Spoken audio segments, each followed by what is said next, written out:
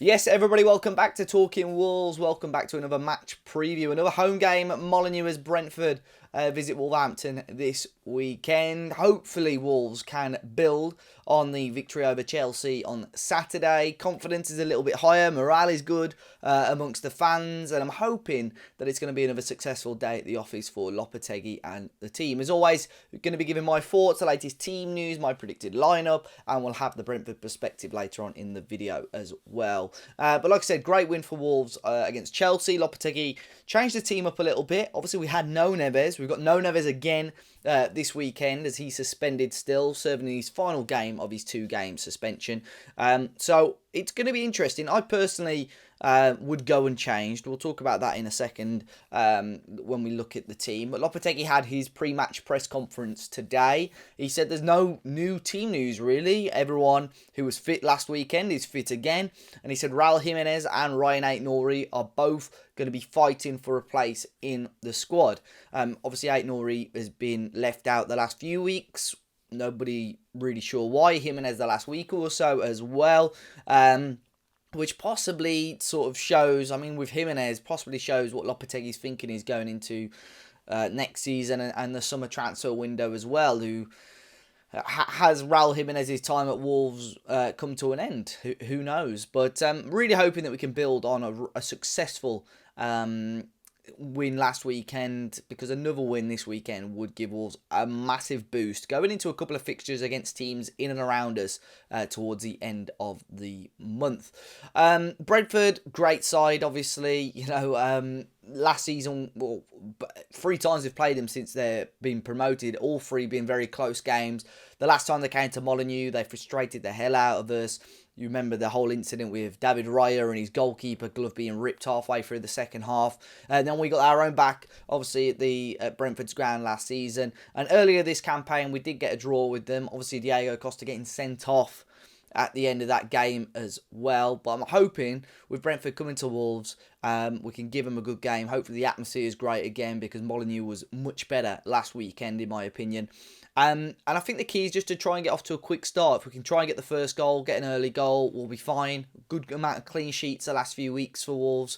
I think it's 4 in our last 5 home games for Jose Sarr, which is a great record as well.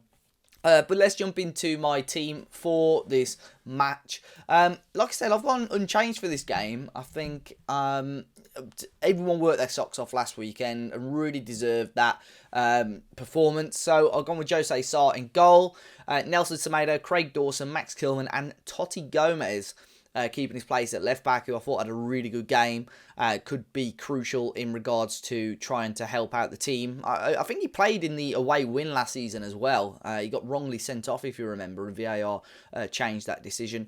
Matheus Nunes grabbing his first Wolves goal, and what a goal that was, keeping his place in the team with João Gomez and Mario Lemina, and then Daniel Podence, Matheus Cunha, and Diego Costa, who I thought again worked his socks off last weekend. And we have got a free pot to join on the Betmate this weekend. If you've never joined Betmate before and you've been playing and toying with the idea of it, get involved. It is free to join. You don't have to spend a penny on it. You can use the link in the top of the description. It's a fantasy type game where you will select 7 players from the Brentford Wolves match who you think will perform best, and you'll go onto the leaderboard against other Talking Wolves fans as well. There's a little bit of money up for grabs in free bets, so be sure to tune in and check it out. With my team this weekend, I've gone pretty Wolves heavy, if I'm honest. As you can see here, I've gone with Jose Sarr in goal, Totti Gomez and Nelson Semedo at the back, João Gomez and Matheus Nunes in the midfield, with Ivan Toney and Matheus Cunha up front. To join it is TW-free, so TW-FREE, the code and a link to join is in the description down below. UK residents only, 18 plus, and please do gamble aware. And we'll now move on to the Brentford perspective. I spoke to Billy, who's a massive Brentford fan from the fan group Besotted, earlier on today to get his thoughts on Brentford, their season so far, and what we can expect on Saturday. So, Billy, thank you very much for joining me. Brentford coming to Molineux this weekend. What a season it's been for Brentford. I'm sure for you guys, going back to the start of last season, coming into the Premier League, and you made a really good job of it as well. You didn't really have much struggles. I think that's what everyone was probably expecting with Brentford last season, and you've almost made yourself a very established Premier League team now. What's the feeling amongst Brentford fans this season? I think we're happy. You know what I'm saying? We didn't come into this league with any expectations. We didn't expect to, we had no idea what was going to happen. We wanted to survive last season. We wanted to do a bit better this season. But, things have probably gone better than we all expected. I don't know whether or not it's gone better than our directors of football had expected, because our directors of football, they seem to sit down on the sort of big supercomputer and seem to work things out. And I didn't realise till the end of last season, when I was sitting there thinking, if I'd finished 17th, I'll be absolutely delighted. And then they said, actually, well, we predicted we're going to come 13th at the beginning of the season. I was a bit like, whoa, that's a bit freaky. So I don't know where they expect us to come this season. And again, we're not saying it in a biggish way, but I think what's happened is that they've been planning for this for quite a long time. And even when we were in the Championship, it's almost like they're planning for us to be in the Championship, and then how we will take the team that we had in the Championship to be sustainable in the Premier League. So I think in a way it's no surprise to them how well we've done in the first season, and maybe in this season as well. And for us fans, because we're still getting to grips with the way that they work, and even though we understand it, I'd say implicitly, especially at Besotted, like I said, Pride of West London, you'll be able to catch our podcast, by the way. We understand it. You've still got that kind of, I call it that human factor, as we all do as football fans, where when it's the 88th minute and you're 3-0 up, you still think you're going to lose 4-3, all that kind of stuff, which is so football. And that's why we love the game. And we've still got that scenario where we're thinking, okay, we know that they are very good at what they do. However, at any one stage, it could always go horribly wrong, and something may happen. And Tony might, and I'm going to say touch wood, break his leg, or somebody might get sold, or, you might bring a player in who just doesn't fit, or the manager may leave. There's all these things that happen which you can't predict, and those kind of throw you off kilter. So for me, as a Brentford fan, I'm really enjoying what's happening at the moment now. We're enjoying going to certain teams and upsetting them, like Manchester City and Manchester United when they come down, and Arsenal, who are still talking about when we beat them in that first game of the season. They like a good moan, Arsenal, they do, and we're just like, okay, yeah, we know. Chelsea, when we went to their place and beat them 4-1, again, they're all talking about that, which is good. So if we can continue to upset these so-called bigger clubs, then happy days. Yeah, I mean, it's been fantastic, and I think it might just be a tad too far this season, but you possibly even in the European football chatter, between, throughout this season. Like, I'm just looking at the table now. I think with a couple of teams with games in hand around you, it might be a little bit too out of your reach this season. But, I mean, Thomas Frank's done a fantastic job. What's your opinion on him, and is there any worry about him possibly leaving the club in the future? I mean, he's sort of solidified himself now as, a Premier League quality manager, I suppose. That was the concern maybe going into last season. But what's your thoughts on him so far? Yeah, I mean, coming back to the European tour, as we call it, we're going on a European tour, which we've been singing for the last 6 months. And when we started singing it was a bit of tongue in cheek. And now we're like going, oh no, this looks like it might actually be on the case. Yeah. Now, if it happens, it's great. If it doesn't, it doesn't really matter. For me, I'll be honest with you, I don't particularly want the European tour, because I've seen what it happens to teams when they do go on the European tour, unless we do the Brentford thing and actually play our B team, which would be a bit disrespectful if we did that. But I just don't think we have the squad big enough to actually take us into Europe. And I know that you were in Europe a couple of years ago, and I don't know how it affected your team over the years, but I'm a little bit nervous about it. But then saying that, I'm not on the pitch and I don't affect these things. I'm just a fan. What has been a little bit more excited, the fans have been a bit more excited about, is like a couple of days ago, it was announced that we're actually going on a North American tour instead. And we're involved in this new North American tour with Fulham, the F Word, and Aston Villa and Newcastle and Brighton and Hove Albion, and, playing in Philadelphia and Washington and Atlanta. And Beast fans are actually quite potty for it and looking at the fares and trying to put themselves up to go to that. So it's almost like, the last time we actually played over internationally properly, other than pre-season tours, is when we were in the Anglo-Italian Cup in 1992, I think it was. And I actually went over in 1992 to the Anglo-Italian Cup, where we played Ascoli. I feel Del Piero played for Ascoli at the time, if you old schoolers remember him, and they were in the Italian second division. And we had players like Marcus Gale playing for us, and we beat them 3-1 in Ascoli. There were 900 fans in the stadium, 600 Brentford fans, 300 Ascoli fans, and there were about 4,000 police. It was completely ridiculous. They played it on a Wednesday lunchtime. But yeah, the Anglo-Italian Cup, it was fantastic. So this is the first sort of kind of potential European tour or international tour that will happen since then. So there is a lot of pottiness for Brentford fans about that. But coming back to Thomas Frank, brilliant bloke, been on our podcast, been down the pub with him. He's just a lovely person. He'll sit down and he'll talk football till the cows come home. He'll look you in the eye. He wants to know about your mum, your dad, and he'll chat football. He's such a really good bloke, and he's a very clever bloke. You know, he came in and Brentford knew what they were doing, him slotting him under Dean Smith and sort of doing a little bit of reconnaissance under Dean Smith for a couple of years, even though he was manager of Brøndby before he came to us. And we're like, why is the manager of Brøndby working for Dean Smith? But we knew why. 2 years later, when Dean Smith left, they just slotted him straight into the spot. And he's actually kind of, but he also learnt about English football without being in the hot seat. You know, he learned being in the second, you know, in the assistant seat. So that was really clever of him. And he's made mistakes, of course, as everyone does down the time, but he's actually learned from it. And Brentford's a club that allows you to make your mistakes and then grow from there. So he's really good. Am I nervous about another club taking him?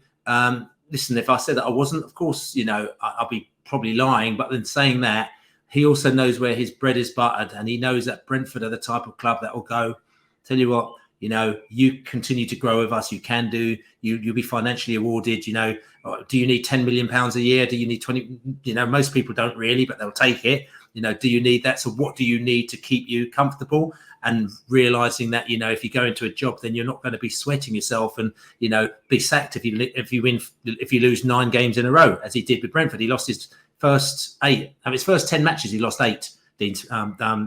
Thomas Frank, and he drew 1. So he won 1, lost 8, and drew 1. And our guys had they were like, not even considering sacking him. He's doing everything the right way. Whereas if he was at another team, he'd have been out the door in the Premier League. So he understands things like that. So I think he will go if the right opportunity, you know, comes his way, with the proper right opportunity, whether or not that be the Danish team or whether or not it'll be a team in Europe who kind of has got the right type of ethos, but will he go to, you know, a Chelsea? Will he go to a Man United where the pressures are really high, you know, where they swap things from left to right the whole time? You know, will he go to Arsenal where they kind of, you know, listen, I'm not knocking these teams, but they do things in a particular way. And you sort of, you know, Arteta, if you listen to the Arsenal fans, he was out on his arse, you know, 6 months ago, 8 months ago. It's like, you know, he's rubbish, but now he's brilliant. And it's just like, well, to be fair, you didn't really give him much of a chance when he was rubbish in the first place. So, you know, kind of like, you know, what is the environment that you want to go in? And I'm sure there is another environment, but I don't think he's in any rush because he's wise in the tooth enough to have seen football and look around him and see what's going on and seeing the circuses that happens in certain other clubs, not all of them, you know, where you've got, you know, certain clubs that have like 15 managers in 12 months or something stupid like that. So let's just see. But I love Thomas Frank, and I think he's a really, really, really good bloke. And for me, if you've got a good bloke in charge of the team, that's good enough for me. Yeah, definitely. And I know you obviously, someone like Graham Potter as well is doing a pretty decent job at Brighton. Obviously gets the opportunity to go to Chelsea and just shows that the grass isn't always greener, the pressure, the fans, you know, there. And I think you're right. Thomas Frank's in a good environment at the moment. And, you know, it would have to be... Go on, sorry. Yeah, and just sorry to interrupt because you mentioned Graham Potter. I think that's a very good example because Thomas Frank was actually on Radio 5 Live podcast probably about a month or 2 ago. And obviously Potter's under serious pressure, okay? Yeah. And he was on there defending him. He's going, he's a really, and I like that. The man is, he's a really good manager. He was doing some really good things at Brighton. He's come to Chelsea and he's been put under certain conditions, which basically he's saying that he's come and they bought 3,745 players in about 2 weeks, right? Giving them to Potter, and they're all sorts of different players and all sorts of egos that he's got to deal with. And he's almost like saying, what difference is Potter now than he was at Brighton? How come when he was at Brighton, everyone's raving about the way that he is and the way he deals with things, then all of a sudden he goes to Chelsea and he tries to do that. Then everyone's almost like slating him for it because it hasn't worked out in the first 10 days. And he goes, that's probably sometimes the problem with football, where everyone expects things to happen in a minute. And also they expect things to happen when the environment they're in isn't quite the right environment. It's almost like you've got to spend a lot of time to create the right environment first. Then you can put the things into place. And I think that's what the situation with Potter. And to be quite honest with you, I think for him, he should take the money, get out of Chelsea, and then get back into, and then he'll learn from that and saying, I ain't going to go back into a club like that. I'm going to go into somewhere where the environment's right, where they understand me, where I can work together with people, bring players in that I like, rather than having to fight with players the whole time to try and make them gel and then move forward. Because I think he's actually a good manager, Potter. And he's just been, listen, it's an opportunity. And he's taken the opportunity, and it probably hasn't quite worked out. But fair play. Yeah, definitely. Somebody you mentioned earlier as well, Ivan Toney. He's had another phenomenal season for Brentford. And I suppose that's probably one of the talking points for the summer for Brentford. Are they going to keep him? Is he going to go to another club? I think Brentford are well within their rights to demand a very, very big fee for him if he is to leave the club. But how good has he been for Brentford? What's his strengths and what the Wolves need to look out for on Saturday with Ivan Toney? I mean, Ivan's just great, up until Saturday, he had missed a penalty for us, or I don't think anyone else. First penalty he missed since 2018, I think it was. In fact, we scored, and if you listen to our podcast, like I said, prideofwest.london, you should check that out as well. It's got a little Wolves preview on there, and Brentford have scored 32 consecutive penalties before he missed that penalty today, which is quite mad. I mean, we've scored all our Premier League penalties as well, other than that one. So he missed that, but then he scored another one in that game. But, other than his penalty taking, he is great on the ball. He's great off the ball. He is great in defending. He is great at kind of the support play. He's just a real all-round worker, Ivan Toney. But also the other thing is that he really believes in himself. So you can see, even with the controversy that's going on around him, to be quite honest with you, that hasn't really affected him because he's very, very focused in what he does. And that's probably, you can see it in the way that he takes his penalties. I mean, a lot of people says, how did he score that? And that's just because his focus is massive. I mean, the one that he missed wasn't a great one against his England teammate Popey, but other than that, he's a great player. And you do notice when he's missing because, sometimes you turn around and said, should Ivan Toney be in the penalty area, sort of kind of digging the ball out, picking the ball out and playing it out to the wings? Should he be doing that? Should he be doing this? He's almost seems to be doing sort of 2 or 3 people's jobs at times, but that is the type of player he is, and we really do benefit for him. So, he's a great player, and, he will go at some time because Brentford, like clubs of our stature, somebody's going to come in, one of these bigger teams who, don't do the research early on because their whole philosophy is we would rather wait until something is a proven entity. They will just pay the money for it. And so somebody will come in and they'll pay the money for him, whether or not it's 80 million or, if Richarlison is 60 million going to Tottenham, I'm saying from Everton, then you've got to ask the question, how much is Ivan Toney? He's up there with Harry Kane in the scoring stats. He's reliable. He works hard. He works all over the place. He's worth a lot of money. Obviously, he's got a controversy around him at the moment now, and that may affect where he goes, if he goes, his fee, all that kind of stuff. I've got no idea because everyone's pontificating what he's done, but no one knows. Obviously the people at the FA do, but we don't really know what he's done. So, will that mean that he can't move? Will that mean he can move? Does that mean that will take 30 million off his price? I've got no idea. So we can't really answer that question, but I do hope that he's there at least. And because I went to Qatar for the World Cup, and I expected to see Ivan Toney out there, and I was thinking, yes, I've seen a Brentford player in an England shirt. This is so fantastic, but they didn't send him. But then they made him play for England 6 months later anyway. So and the charges haven't come anyway, so it doesn't really make sense. So I hope he stays for us until Germany next year, so I can actually go to Germany and go, yes, Ivan Toney playing for England, and he's scored and missed another penalty. Oh no! I shouldn't say that, should I? Touch wood. No, he's I remember even at Molineux last season when you guys came. You guys got the win on that occasion, but he was just an absolute nightmare to defend against. I remember, and he's always obviously carried it on. I remember when you guys had signed him from Peterborough, and it was around sort of lockdown time. And I spoke to a friend of mine who was an analyst at Championship level, and I said, "Is Ivan Toney actually that good?" And he goes, "Trust me, he is." So the fact that he's just continued to, progress from League One to the Championship to the Premier League and still scoring goals obviously shows how good of a player he is. And Wolves and Brentford have had pretty close games. Last season, it was 1 win apiece. This season, earlier on, it was a draw. This game, Billy, Brentford are on good form. Wolves have improved a lot under Lopetegui, but is there any Wolves players going into this game that worry you? Are there any areas that Wolves can exploit that Brentford are weak in? Well, to be quite honest with you, with Wolves, all right, what I'll say is that last season in particular, we were worried about Wolves because where you were at, we're a statty side, as you know, and we're statty fans. We're not overly geeky statty, but but we're statty into the extent that we understand the stats, we understand XG. I know a lot of people out there, and maybe some of your listeners, you're not into it, but we do it because at the end of the day, we wouldn't be here without XG, to be honest with you. Yeah. So we look at that, and we looked at Wolves, and we were like, to be honest with you, Wolves are like kind of, as we call it, underperforming, right? And and why are they underperforming? Because they were creating lots of chances, but they weren't putting the ball in the back of the net. I think the prime example is actually when we played you and we beat you.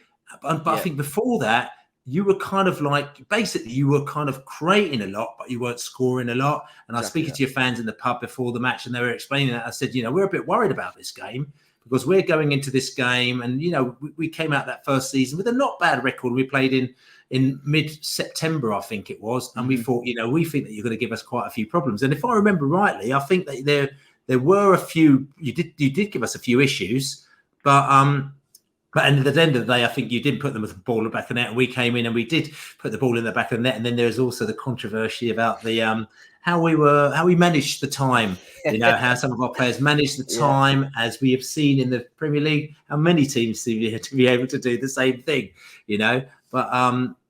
So Wolves, we know are a good team. You've got Neves. Okay, good player. You got Traore, who we know. We know Traore is always, or potentially could always be a menace. You've got Costa as well up front. Who's a danger that player that can also cause us problems. Nunes, again. These are players who are who always could cause you issues. And I'm one of these people where I don't believe in people should sack managers. I think that teams should have some due diligence. And if you pick a manager, you pick that manager because you think that manager is good and does X, Y, and Z because you pick them for certain skills, then you allow them to kind of carry on their job for a period of time rather than getting rid of them after a period of time. However, there's also a situation where you look at players and you sort of think you've got this set of players and they're not playing maybe to the best of their capacity as a group, as a team. Is that due to the manager or the players or the playing style, or are they just can't be bothered? You know what it is. And I think, with Wolves to a certain extent, I mean, I know some Wolves fans may argue that you may not have bought the way that you would like to or you would expect to. Yeah. I can't answer that question. However, you have got some really good players within your setup, and we're not like, we're not like there's some sort of so-called bigger teams who they'll look at your team and they'll say, right, they're 17th in the league, they're 16th in the league, and we are such and such. We're going to go in there and we're going to smash them. Probably like what Liverpool did when they came down to us. We are Liverpool, and we came down and then bang, bang, bang, before you knew it. Oh, no, we just beat people. Brentford, Man United, same thing. Bang, bang, bang. There you go. 4 goals in the back of the net. Beat Man United. They're like, oh, no, we dealt with that wrong. We all look at Wolves and think, mate, we cannot go into this game thinking just because we're in the top 10, we're going to beat this side, because we know potentially what they can do. And at any minute, it could click whether or not the manager goes, right, I've understood what the formula is, or the players are coming back from it, whatever it may be. So I'm nervous of the Wolves. And I think even if on our podcast, if you check it, Laney on there, he went for a 2-2 draw, and it's kind of like a bit of a 2-2 draw. I think Taylor actually went for a 2-1 win as well, which is tight. You know, if you consider kind of where we are. So all of us are kind of like, listen, let's not underestimate the Wolves. Whereas if you play somebody like, like Nottingham Forest or one of the teams who are potentially looking at who's in that relegation zone, everyone goes for a clean sweep. Yeah, we're going to win this 2-0, 3-0, 3-1, or whatever it may be. Whereas Wolves, we know that we have to be very careful because potentially they are a very good side. And the difference between being 16th sometimes and being like 9th or 8th. It's probably only 2 wins. So, Exactly that, turn around the form and things could be very different. Yeah, I mean, Wolves, like I said earlier, we've had a little bit of a nice run of form. We really needed a win last week, which we got against Chelsea, and obviously it's an opportunity, especially at home. I do prefer a home game. I've got a little bit more confidence in that, especially with Brentford being so good at home. Obviously, still picking up some decent results on the road as well. But Billy, if I had to trouble you for a score prediction, what are you expecting? I think it's going to be close, like you said, probably a goal either way if a team's going to win it. But what are you thinking?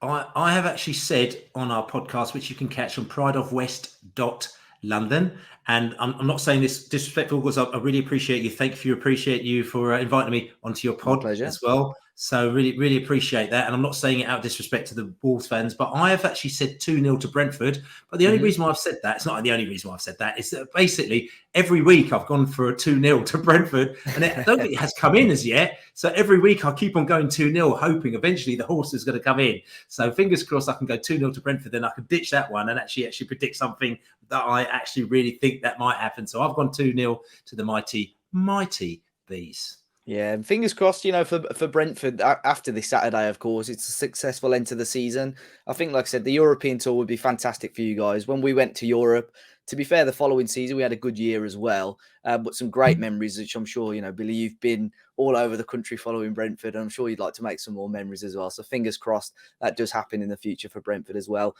Before we finish off, where's the best place to catch you and the Besotted guys again, Billy, please? That's right. Well, we're Besotted, BWSOTTED. We've been going since 1990. Started off as a fanzine, and now we are a podcast and blog and all sorts of stuff. We did video blogs as well, but we stopped doing that when our daughters and sons got a bit older and they demanded our time on a Sunday morning. But we still podcast, which is all good. We've done nearly 1,000 podcasts, so you should check it out. Like I said, we've got a pre-match podcast, and we'll have one directly after the match where you'll hear everybody's fan comments after the game, and you'll catch that on prideofwest.london. So it's called the Pride of West London podcast, prideofwest.london or besotted.com as well. You can catch that out there. So, which is all good. And I'm actually telling you something, I'm going to go. I'm going to go to Skyscanner now and actually going to check out the flights to Philadelphia for the US tour. No, do it. No, you won't regret that. I'll make sure I leave a link to Billy and all his channels in the description down below. And Billy, like I said, after Saturday, all the best for the rest of the season. I'll catch you soon. Okay, nice one, mate. Cheers. Cheers. Thank you. So big thanks to Billy once again. I'll make sure I leave the link down below. And yeah, it's going to be a tough game for Wolves. I think it's going to be really close, probably a goal either way. But for Wolves, the key is, I think, to try and get that goal as early as possible. Brentford don't have a huge amount of possession. They are a team that likes to play on the counter-attack. And I think if we can, try and kill the game off as soon as we can, I think if we allow Brentford to get into it too early, I think there'll be a nightmare to try and break down, as we saw last time at Molineux as well. But I'm going to go with a narrow win, probably a 2-1 win. I'd love a clean sheet, so a 1-0 I'd take. But yeah, a win for Wolves would be huge in the boost and a boost for survival. Be sure to hit the like button down below, guys. Subscribe to the channel if you haven't already. Fingers crossed it's a win for Wolves on Saturday. And until next time, I will see you all very, very soon.